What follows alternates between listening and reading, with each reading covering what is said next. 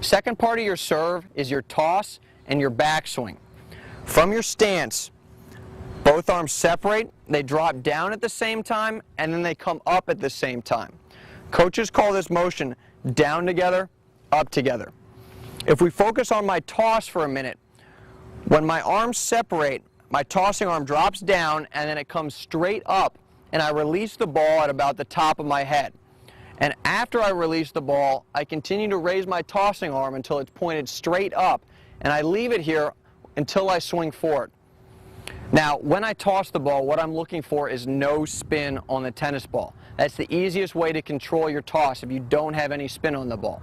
And the way to do that is to just open your fingers up when you toss the ball.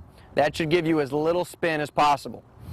Also, when you toss the ball, you want to toss it so it's about 1 to 2 feet higher than your contact point.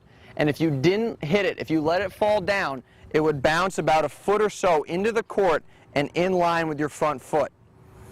If we now take a look at my hitting arm, when my arms separate and drop down, my hitting arm begins to rise, but I leave my palm facing the court.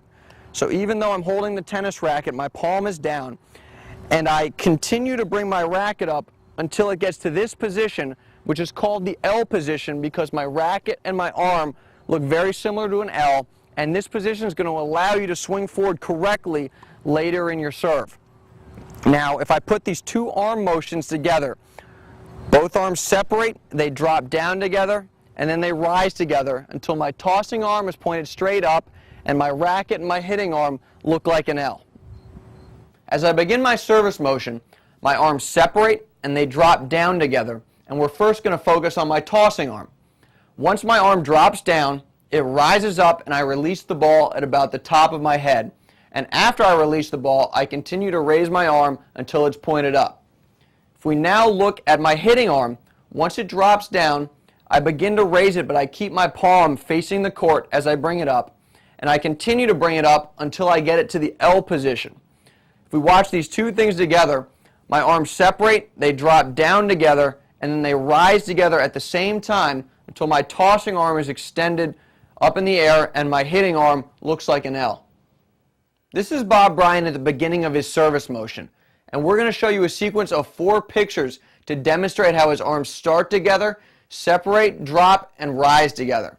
Now in this first picture, his arms are together, but now his arms have separated and dropped down.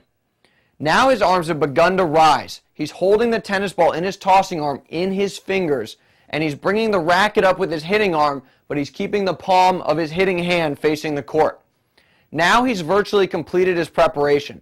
He's tossed the ball, and he's continuing to raise his tossing arm. He'll probably raise it a little bit more, and he's got his racket and his hitting arm in an L.